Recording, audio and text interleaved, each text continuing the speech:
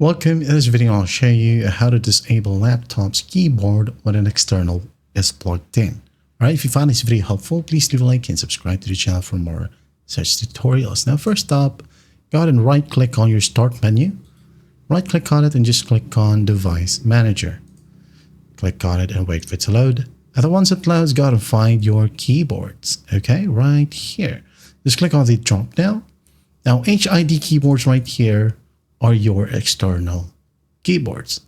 Now, if you have a device right here that is different, okay, it could be named as PS2 or PS1 device, keyboard device, something like that.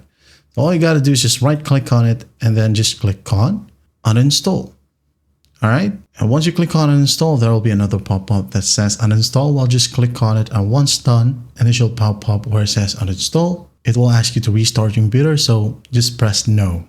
Okay, do not restart your computer.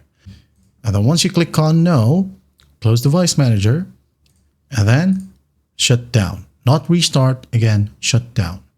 Once shut down, go ahead and open up your computer once more, boot it up, and after that, go ahead and test out your laptop's keyboard, and it shouldn't be working right now. And when you go ahead and use your external keyboard, it should work.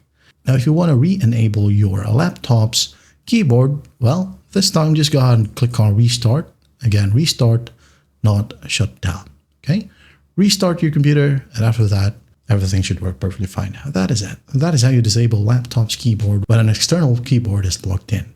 I hope this video helps, and I'll see you in the next one.